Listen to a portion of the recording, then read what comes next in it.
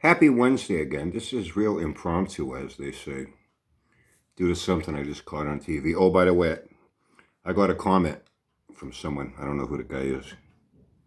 On my video about YouTube beggars. I guess he didn't like my Patriots hat. He said I should beg for a new hat. So I did. What do you think? Even has my name on it. ASU, Arizona State. So I sent both my daughters to college. Arizona Sun Devils. This hat came from their stadium, and they embroidered my name on it.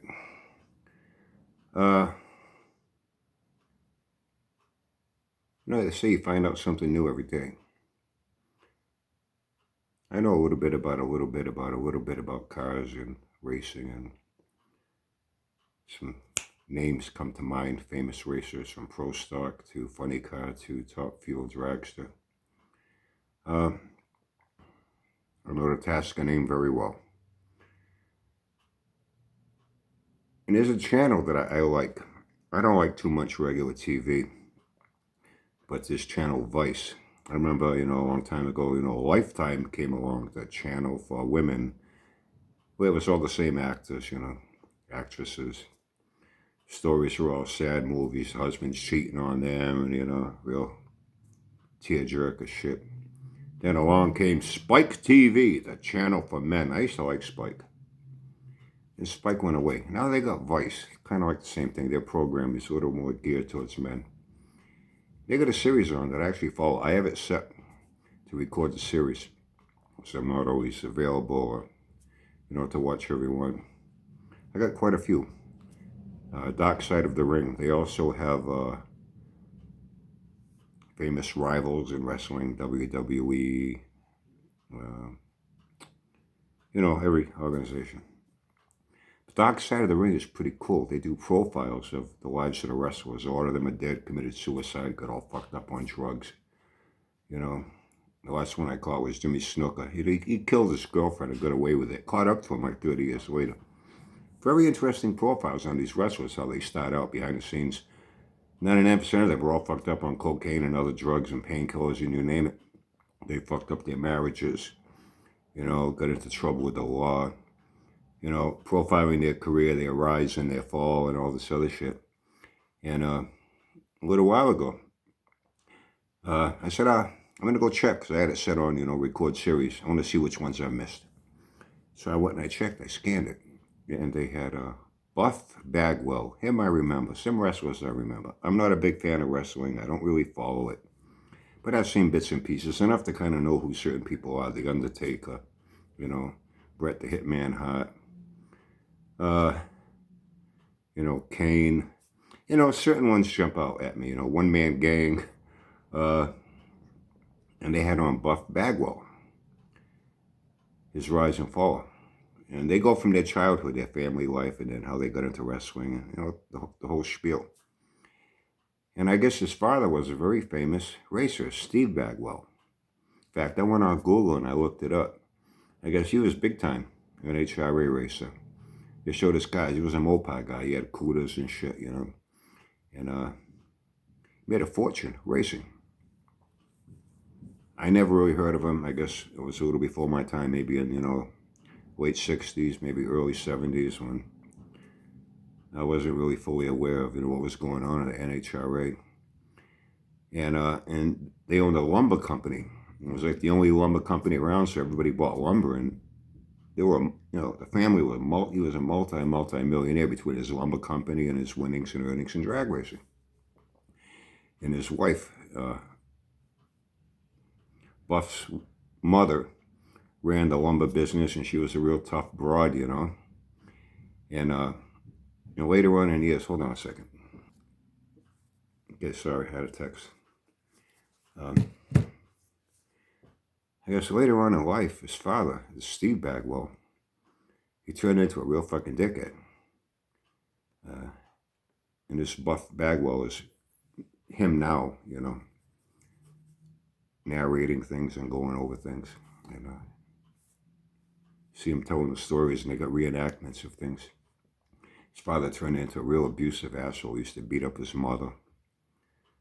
He was tough on them. He got heavy into drugs, cocaine. You know, Buff was saying him and his brothers and his friends, when they were like 16, 17 years old, and they'd be going out to hang out. Father would come in. Where you guys going? I'm going to go hang out at a friend's house. His father would go into his pocket and pull out bags and bags of cocaine. Here, have some fun, boys.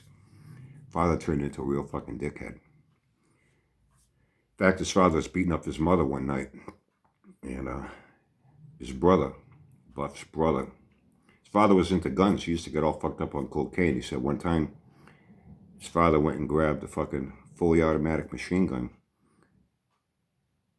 kicked out the front doors of their house, kicked them out into the front yard, just started shooting up anything he saw. You know, he kept guns all over the house loaded.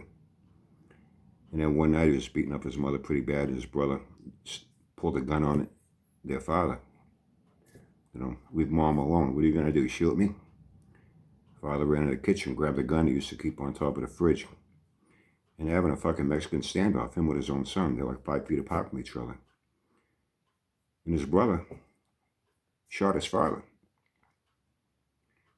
And then they were talking with his father, this Steve Bagwell, and he's real old now. And he was adding his commentary to, you know, his life story. He said his son shot him right in the fucking chest. What saved his life was he put his hand like this. So because the bullet went to his hand first, it didn't do as much damage internally, you know, to his heart and his lungs. Went to the hospital, got all fucked up. Part of his wrist was blown off from the bullet. And talked about all his reconstructive, how they, I know, I went through that. I had to remove all the bone that was shattered. It couldn't, steel plates, all the shit I got. He's pretty much got the same shit in his hand. And turned into a real fucking dickhead. And then the lumber business started going south. They were multi-millionaires. Lost everything. Lost everything. And then he gets into his own personal rise to fame in wrestling. Went WCW, then World Wrestling. Back then it was WWF, now it's WWE. And then his decline with drugs and how his life turned to shit because of cocaine, and his lifestyle went through a couple of wives. And anyway, I never heard of that Steve Bagwell. I went and Googled it, and I looked, and I saw a picture. He had some nice looking kudos. Showed his cars launch, you know, and all this, you know, him with his trophies, you know, his Wallies. And I guess he was pretty famous. I never heard of him. I guess that was a little before my time, when I was really fully conscious and cognizant of what was going on in the drag racing world. I was a little bit too young at the time. And anyway, I found it pretty interesting. And that channel, Vice, is pretty cool. Kind of reminds me of Spike. Now we got a channel for men again. Go up against Lifetime, the channel for women. And the Home Shopping Network, you know what I'm saying? I'll tell you the shit on TV, man. I got like 300 channels, and 150 of them are pure fucking crap. Home Shopping Network, this, that, whatever. Trying to sell you anything they can. But anyway, I was kind of curious, you know. I never heard about that. If any of you heard of this Steve Bagwell, you know, his famous racer, from the looks of the cars, they look like they were pro stockers, you know. Or super streets.